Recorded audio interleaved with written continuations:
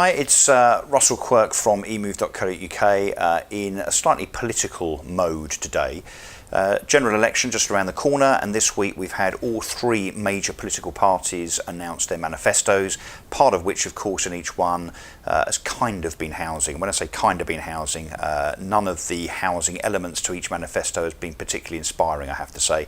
A lot more rhetoric as we've had over years and decades really on housing, lots of talk, lots of promises, and look, it remains to be seen, depending on who gets elected, what they actually do about housing. But in my view, since the 1980s, the record of successive governments has not been a particularly impressive one in terms of ensuring that housing supply is adequate, and therefore as a consequence there's enough choice for the growing population and so on. For decades, all of the major political parties have failed us on housing. The deficit now is about 100,000 homes per annum that should be built but that are not built. So that's 240,000 that are needed versus about 140,000 that are actually built.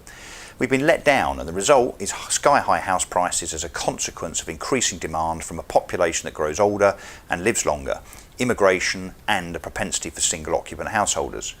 Equally, rental stock is similarly short, and renting, seen as kind of the second choice to buying, has become ever more expensive too. Ironically, the lack of social housing being built by local authorities, do you remember the council house? Hardly any are built now, means that private investor landlords are propping up a generation on housing benefit that's growing fast, and with council waiting lists bursting at the seams. In just 3 weeks the country goes to the polls. As usual, housing is a hot topic for Labour and the Conservatives and the Liberal Democrats, and I suppose the guys that we used to call UKIP, all of whom have announced their manifestos, and all of which go heavy on housing to a degree. But as I said, certainly in terms of rhetoric. Our fear, based on history though, is that no matter which of the three major parties wins at the ballot box on June the 8th, the housing crisis will not be tackled. The rhetoric and the throwaway words in election leaflets and within set pieces in news interviews by spokespersons will turn to dust once dawn breaks on June the 9th. So this is what should be done.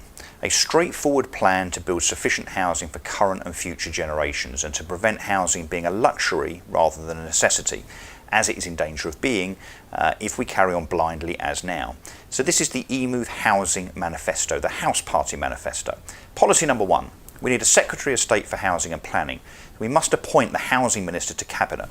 The Conservative Lib Dem coalition of 2010 removed the role from being a position that attended Cabinet. How on earth can housing be treated as the priority that it is unless the person leading it is sufficiently senior to push its agenda? Policy number 2, public land development. National and local government own thousands upon thousands of hectares of land that is underused, and some has even been entirely forgotten as within its ownership. This land could and should be utilised for housing development on a large scale. An independent review must therefore be undertaken to identify all such opportunities via current council asset registers, followed by legislation that compels the public sector to build out a percentage of this each year. And based on all that's identified. Policy number 3, the Greenbelt, touchy subject. The Greenbelt was incepted for good reason, to protect from urban sprawl, but the existence of it has not been reviewed for 60 years, and there is now a demand for land resource that simply wasn't originally envisaged. There are parts of the Greenbelt that are, frankly, not very green at all, such as scrapyards, industrial estates and so on. Just 9% of the UK is currently built on, just 9%. And therefore releasing just 1% of the current Greenbelt, the crappy, scrappy bits if you like, would yield some 16,000 hectares of developable land, enough for 800,000 homes. Just think about that. Policy number 4, developer land bank incentives and penalties. Developers are not the problem in holding on to land that can be developed, but they are part of the problem.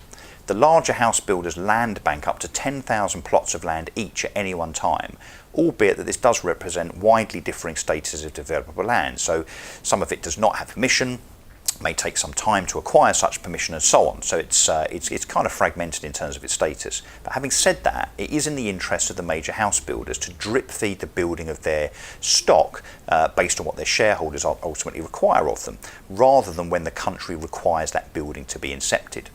So I think a simple penalty system to force the build out of the land bank alone would actually be too punitive and heavy-handed and would simply lead to less land being purchased by those developers, and this would simply contribute further to the lack of supply.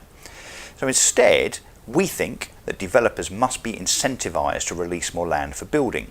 The solution is therefore a combination, in our view, of carrot and stick to allow tax breaks to ensure that corporation tax scales on land that is over a certain age when developed.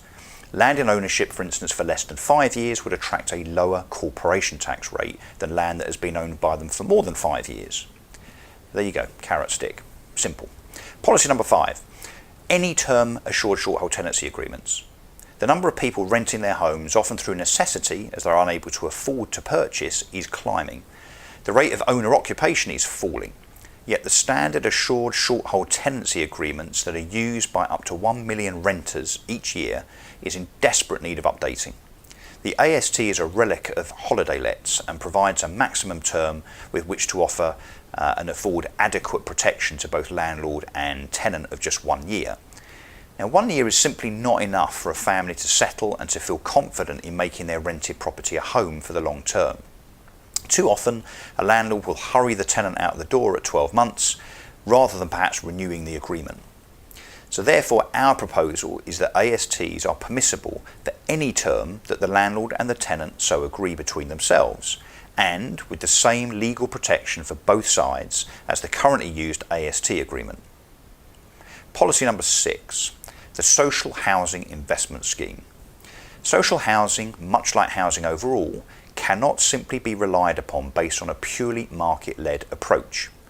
For some years, supply of social rental and affordable part purchase homes has largely been achieved through linking Section 106 agreements based upon planning permissions that are actually granted for large-scale residential developments.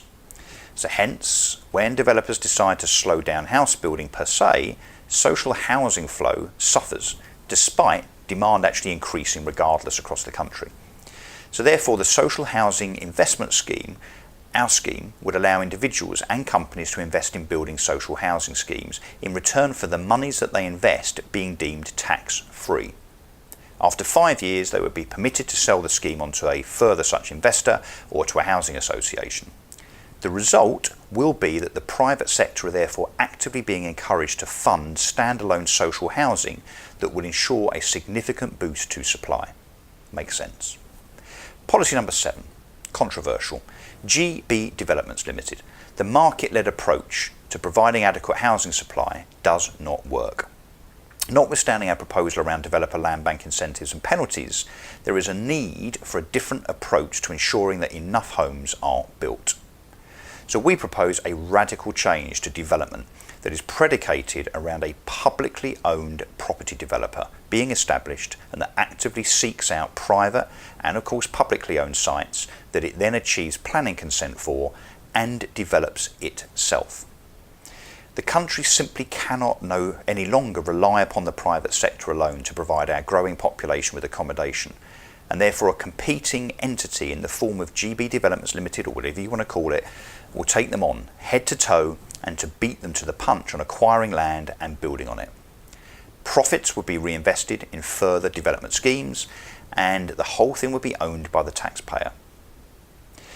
So we believe our 7 proposals will free up housing supply, ensure adequate accommodation for the UK's expanding and ageing population, will self-regulate prices of purchase and rental properties to the better through natural market forces, and will promote freedom, choice and fairness for aspirational homeowners and renters as not seen since the 1950s. It is our hope, our sincere hope, that all of the major political parties stop, look and listen to our manifesto and embrace our pleas. Our country cannot afford to become further embroiled in what in fact has become a housing crisis that may have extreme social and economic implications if it is not resolved now.